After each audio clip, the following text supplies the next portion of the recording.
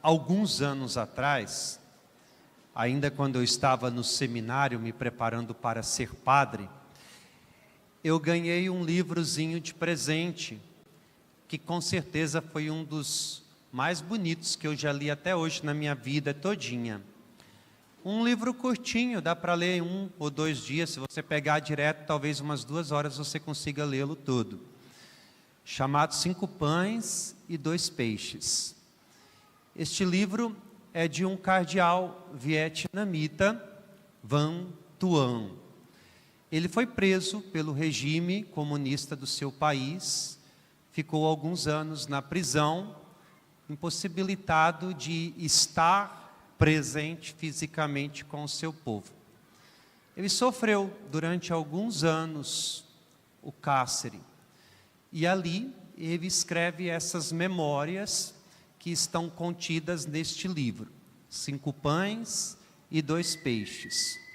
Conta inclusive como ele celebrava a missa todos os dias.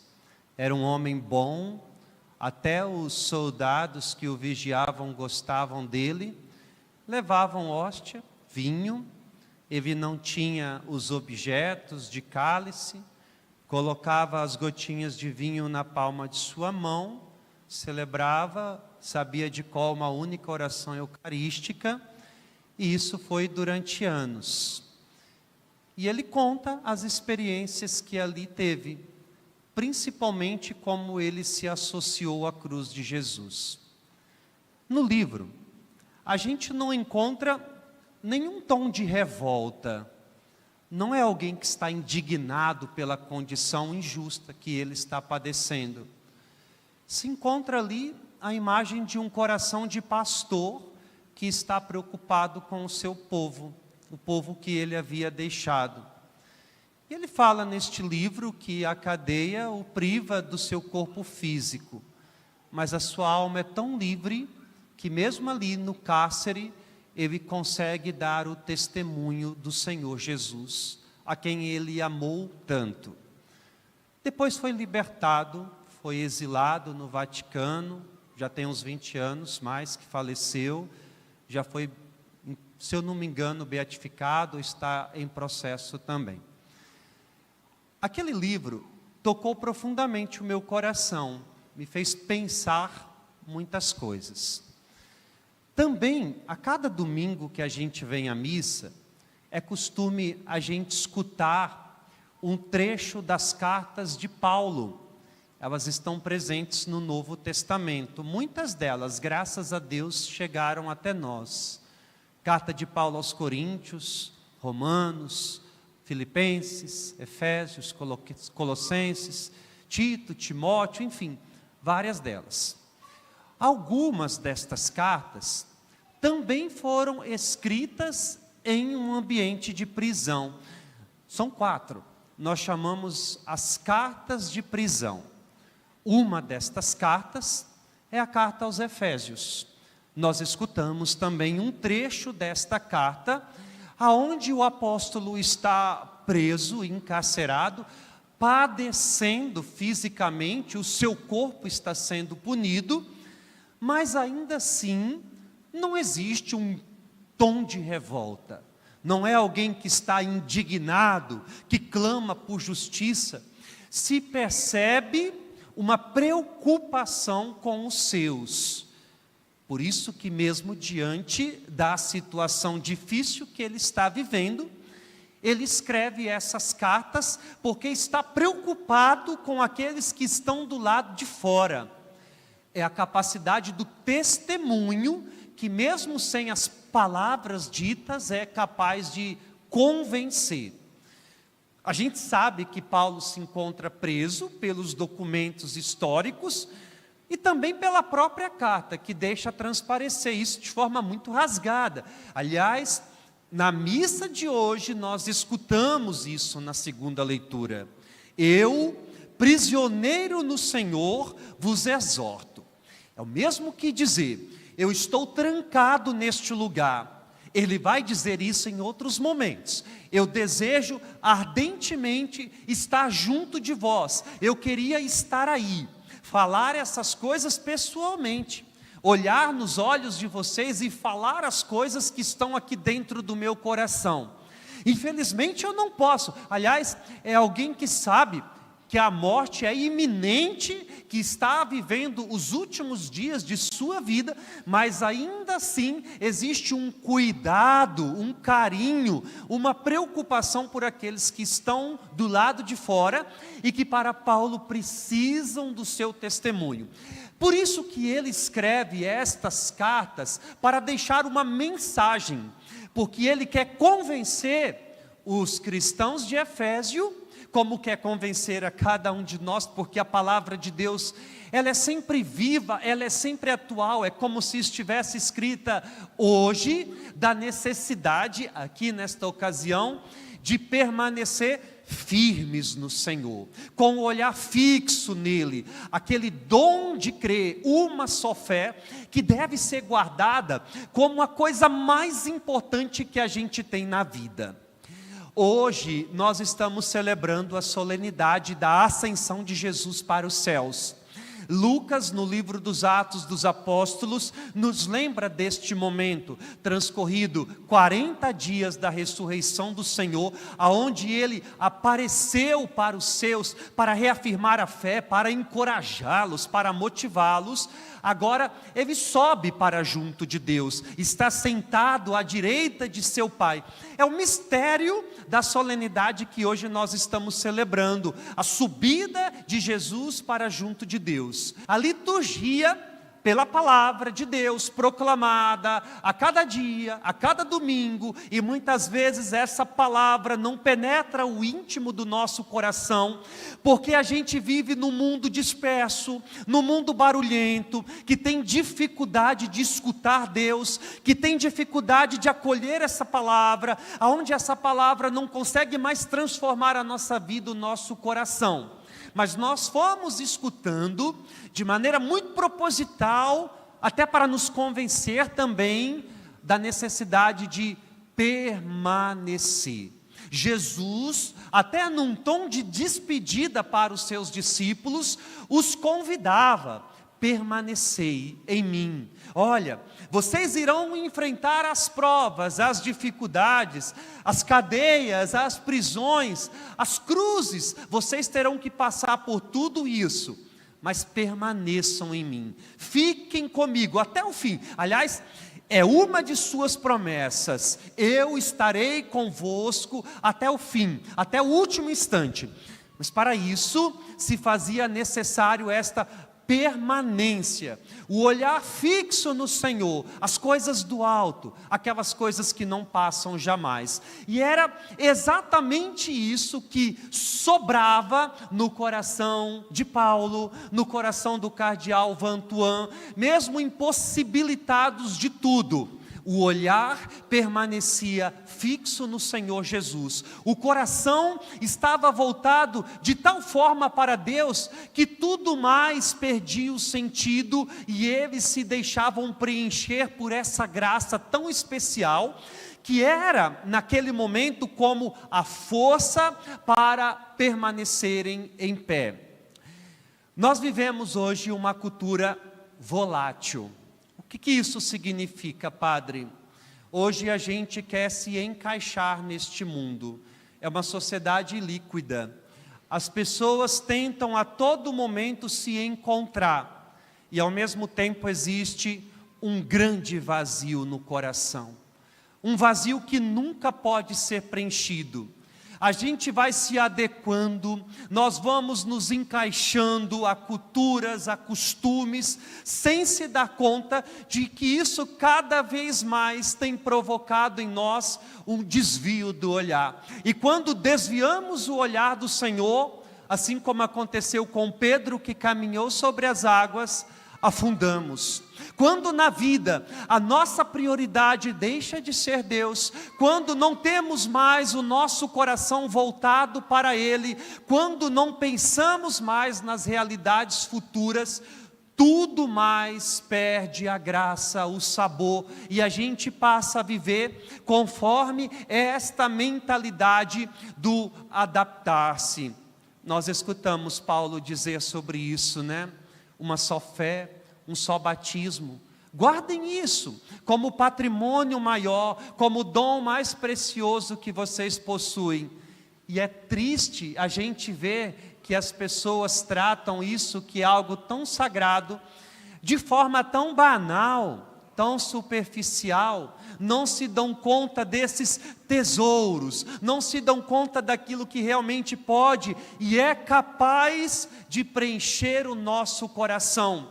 Nós não temos mais aquela capacidade de se encantar por aquilo que Deus faz na nossa vida, porque estamos como que cegos. Nós estamos vivendo como que em plena escuridão, e a gente nem se dá conta que isso faz com que vamos caminhando a passos largos para um grande abismo, aonde é a ausência completa de Deus. O que é o inferno, minha gente? Nós não sabemos descrever o que é lá, sabemos que é a ausência completa de Deus. É talvez a melhor definição que a gente possa dar do inferno, ausência de Deus para a vida eterna. E é isso que talvez a gente esteja vivendo, uma ausência de Deus. Nosso olhar não está mais voltado para Ele. Nós trocamos Deus às vezes por tão pouco. Às vezes eu fico observando até algumas pessoas, isso me causa um espanto de verdade, sabe? Hoje estão aqui, sábado que vem cansaram daqui, estão numa igreja evangélica, cansaram de lá centro espírita, cansaram de lá macumba, cansaram de lá aqui, ali, pulando, em busca de algo que possa preencher de verdade. Não querem se enquadrar, não se sentem acolhidos. É o discurso que a gente escuta muito hoje, e a gente não entende muitas vezes que aquilo que o Senhor deseja de fato é preencher o nosso coração. Eu não venho para a igreja para encontrar paz, não estou aqui para ficar feliz, não estou aqui porque é bom estar aqui. O cristianismo não é uma religião de oba-oba e de alegria, é uma religião de cruz mesmo. E se a gente não tiver essa consciência de que o cristianismo é de cruz, nós sempre estaremos vivendo essa incompletude, nunca seremos plenamente saciados. O problema não está aqui, está aqui dentro do meu coração. Sou eu que preciso me encontrar verdadeiramente com o Senhor, sou eu que preciso ter aquela consciência do vão, testemunhe o meu nome, e isso só é capaz de fazer aqueles que se apaixonam pelo Senhor. Não são as palavras que vão convencer ninguém, é o nosso testemunho de vida, a nossa doação, porque talvez a gente espera aquelas coisas extraordinárias acontecer, e a gente precisa disso para crer, né? Como escreve o Evangelho. Os demônios que vocês expulsarão, vão impor as mãos sobre os doentes, eles ficarão curados. Se você tocar numa serpente, nenhum mal vai te acontecer. Então a gente espera essas coisas grandes para a gente poder crer. É por isso que Santo Agostinho dizia com muita razão, para aqueles que não acreditam, nenhum milagre é suficiente. Mas para aqueles que acreditam, nenhum milagre se faz necessário, porque a gente não precisa destas coisas grandes e extraordinárias para crer. E é triste a gente ver que em muitos lugares a religião tem se transformado assim, num circo, sabe? É uma ocasião tantas vezes disso, de convencer através do sentimento. A gente quer convencer as pessoas através da emoção, da sensibilidade, e a fé não pode ser convencida através da emoção, da sensibilidade. A fé é uma escolha de vida, e quando eu escolho crer, eu preciso guardar isso como o bem mais precioso que eu tenho. Eu tenho muitas experiências assim, sabe? De pessoas evangélicas me procurar para conversar. Quem procura padre para conversar? São pessoas que estão precisando, ou é para contar pecados, se confessar, ou é porque estão passando por dificuldades emocionais, porque precisam de uma palavra, porque precisam de um consolo, porque precisam ouvir alguma coisa. É muito difícil alguém nos procurar para contar coisa boa. Às vezes a gente passa um dia todinho ali sentado, só escutando tragédia, problema, pecado. Então ninguém está nos procurando para contar coisas assim maravilhosas, sabe? E eu não sei o que acontece. Eu não sei como é a dinâmica assim de uma igreja evangélica, sabe? Se tem secretaria, se tem atendimento. Eu não conheço, de verdade. Acho que sim, algumas devem ter, né? Mas muitos evangélicos me procuram para conversar, pessoas de outra religião, de religiões de matriz africana, espíritas e tudo mais. E são pessoas emocionalmente frágeis, pessoas que estão vivendo o drama, a dor. Naquele momento, eu exerço sobre essas pessoas uma influência muito grande. Elas estão vulneráveis emocionalmente. Eu nunca, e graças a Deus, eu não tenho nenhum arrependimento disso. E nenhuma destas vezes que alguém que não seja daqui, da nossa igreja, que se diz católico, me procurou para conversar, eu disse no final da conversa: você precisa se converter ao catolicismo, você precisa vir para a igreja, porque eu seria um cretino se eu fizesse isso, convencer alguém num momento de dor. Eu sempre falo para a pessoa: olha, vai rezar, procure sua igreja, procure ser mais ativo lá. A gente não pode escolher a fé por sentimento. Como sabe aquelas musiquinhas que a gente cantava antigamente, canta-se ainda, né? Que não são tão boas de ser cantadas. As tristezas lá fora deixei, a alegria que dentro encontrei. É bobagem. As tristezas estão aí contigo, estão aí no seu coração, vão permanecer inclusive, só que diante disso tudo, na nossa vida, há Jesus, e isso nos basta. Quando a gente tem aquela compreensão de que o Senhor é o mais importante, de que a minha fé é o que existe de mais importante dentro de mim. Mesmo jeito, como diz o Evangelho aí, o expulsar demônios. É triste, como tanta...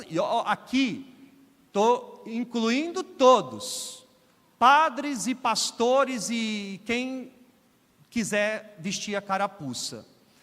É triste, chega a ser deprimente, como que pessoas se utilizam às vezes de uma doença, de cunho emocional, para convencer uma assembleia ou mesmo aquela pessoa de que ela tem um demônio. Eu só lembro de uma situação, uma única situação, e eu nem era padre ainda, eu era seminarista, em que eu vi algo que a minha fé, assim, que a minha razão me explicava, sabe?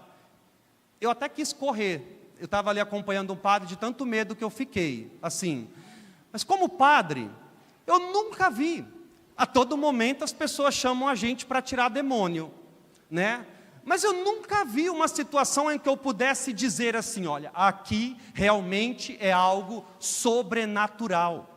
Na maioria das vezes, as pessoas estão precisando muito mais de um psicólogo do que de um padre, de um psiquiatra do que de um padre. E às vezes eu me utilizo daquela situação tão dolorosa de quem está passando por aquilo, para usar isso como alguém que tem o poder ali, né? Essas coisas assim, de usar a fé, fazer todo mundo cair, e fazer essas coisas, e induzir o povo a viver aquilo que eles querem. Eu até postei isso no meu Instagram, eu tenho acompanhado isso, gente, assim, chega a doer o coração.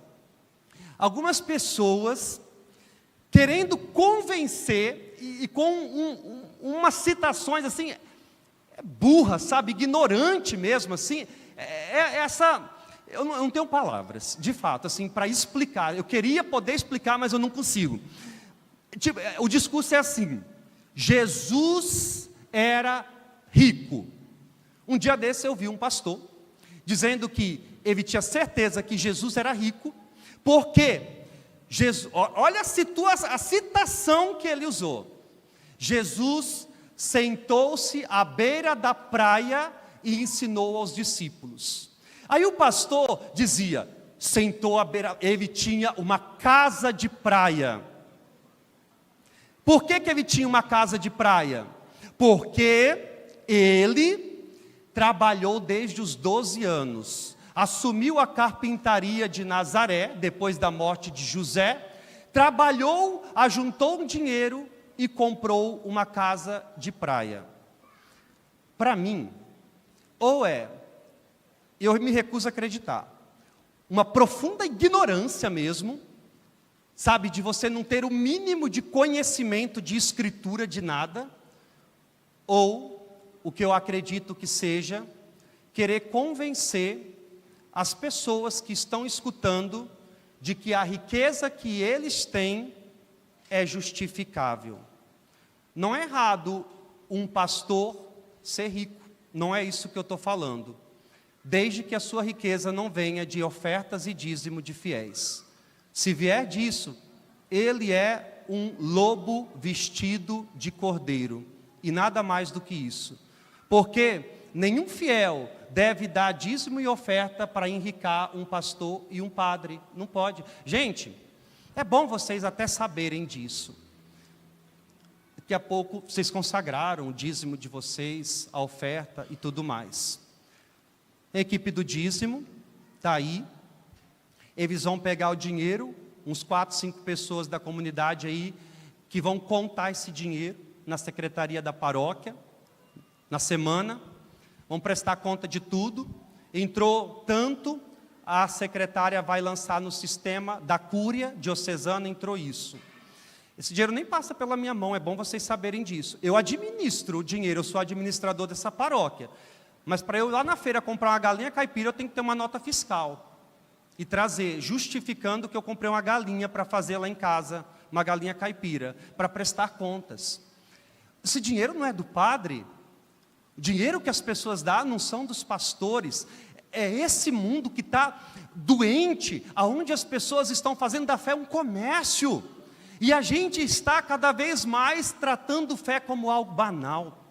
Ide, testemunhai o evangelho, se pareçam com o Senhor. Jesus era pobre, financeiramente ele era pobre, ele nasceu em um estábulo, o seu povo era pobre, era simples, ele tinha predileção pelos pobres, inclusive. Lê o Evangelho de Lucas, o Evangelho de Lucas é escrito para os pobres, para os simples mesmo, são os primeiros destinatários das promessas, da mensagem de Jesus.